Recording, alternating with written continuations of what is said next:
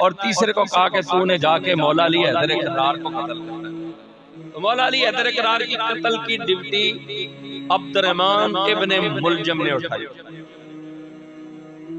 اس نے قتل کی ڈیوٹی اٹھائی۔ یہ آیا کوفہ میں اور حضرت مولا علی کے پیچھے جا کے نمازیں پڑھتا، تہجدیاں نمازاں پڑھتا، بڑا جناب نیک تے پرہیزگار بنیدا۔ خود مولا علی پاک جدوں بھی دیکھتے آسے نا تے آپاں دے پتہ آسا کہ میرا قاتل ہے، کس تے ہتھوں میرا قتل ہو سی، محلہ شہادت دے سی۔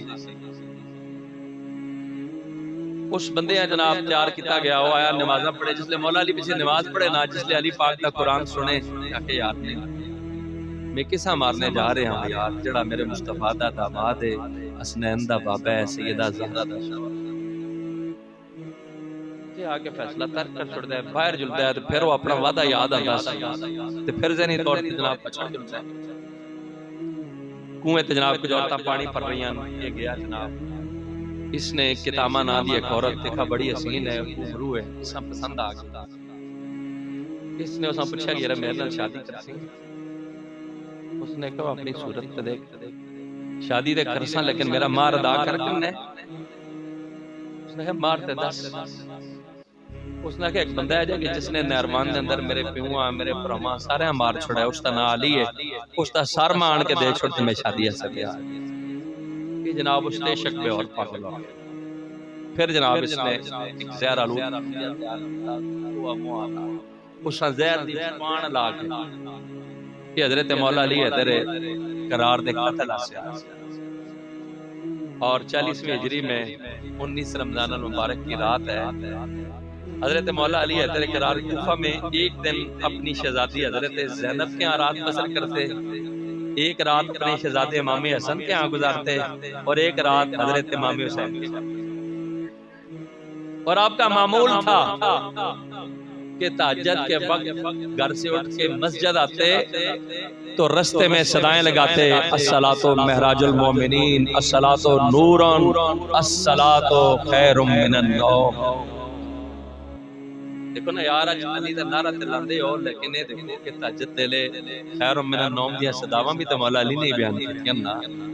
بندہ جناب چرت پنگ پی کے نعرے لاوے اس دی گل ہو رہے، لیکن جڑا مولا علی دا اثر ملنگے نا پنج ٹائم دا چاہیے، قرآن دا قاری ہونا چاہیے، میدان دا غازی ہونا چاہیے، اور ہر چیز تو پاک ہونا چاہیے۔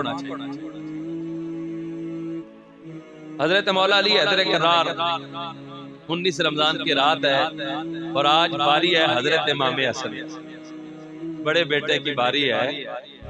حضرت امام حسن کہتے ہیں کہ میرے بابا باہر نکلتے ہیں اور سارا آسمان کی طرف اٹھاتے ہیں، پھر اندر آ جاتے ہیں۔ میں نے کہا بابا خیر ہو، آج بار بار یہ آسمان کے تارے یہ ماحول کیوں دیکھ رہے ہیں؟ بار ماما بیٹا ادھر آ، جو کملی والے نے بشارت بیان فرمائی تھی نا، مجھے لگتا ہے آج میری زندگی کی آخری ادھر آ، تجھے کچھ نصیحتیں کروں۔ چھوٹے شہزادے کو بھی بلایا اپنے پاس، بڑی نصیحتیں جو حدیث کی کتابوں میں موجود ہیں، بیٹا حسن دیکھنا تجھے زہر دی جائے گی، لیکن کبھی کوئی ایسا کام نہ کرنا کہ تیرے نانے کے دین پہ حرف آئے، جان جاتی ہے تو چلی جائے لیکن مصطفیٰ کا دین تو نے بچانا۔ بیٹا حسین تجھے کربلا کی دھرتی پہ تیرے سامنے تیری آنکھوں کے لال شہید کیے جائیں گے، لیکن میرے محمد کے دین کو بچانا ہے، جان کی فکر نہیں کرنی۔ جب حضرت مولا علی حیدر کرار اس رات جب نکلنے لگے نا، تو علماء کہتے ہیں 8 کے قریب لڑکیاں تھیں آپ کے گھر میں، وہ ارد گرد آپ کے چکر لگانے لگیں اور شور مچانے لگیں۔ تو گھر والے کہتے ہیں بابا یہ بتخیں آج کیا کر رہی ہیں؟ آپ فرمائے شاید کسی کے لیے نوح خانی کر رہی ہیں،